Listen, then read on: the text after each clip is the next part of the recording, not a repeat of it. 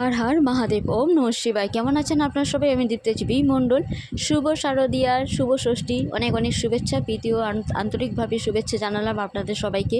মার আশীর্বাদ আপনাদের মাথার উপর থাকুক। আর তার সাথে সাথে বলি, মা কয়েকটা আশীর্বাদ দিচ্ছে। প্রথম আশীর্বাদ, আপনাদের বাড়িতে কোনো রকম আসবাবপত্র আসতে পারে বা কেউ গয়নাগাটি কিনতে পারেন। দ্বিতীয় আশীর্বাদ, মা স্বয়ং কোনো না কোনোভাবে রূপোর কিংবা পিতলের আপনাদের বাড়িতে ধরা দিচ্ছেন। বাড়িতে কেউ এই সময় মূর্তি স্থাপনও করতে পারেন বা পূজা করতে পারেন মায়ের। আর তৃতীয় যে আশীর্বাদ, সেই আশীর্বাদ হচ্ছে আপনারা কোনোভাবে গাড়ি কিনতে পারেন, 4 চাকা 2 চাকা যাই হোক না কেন, কোনোভাবে বাড়িতে গাড়ি আসতে পারে।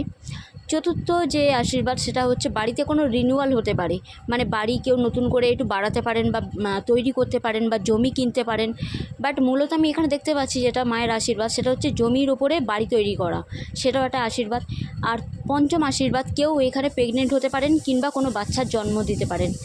আর এই যে হুইসেল, তার মানে ষষ্ঠ আশীর্বাদ, ষষ্ঠীতে আপনারা কোথাও ঘুরতে যেতে পারেন, যেখানে এই রকম ধরনের হয়তো ট্রেনের কোনো হর্ন মানে বাজতে পারে। So God bless you.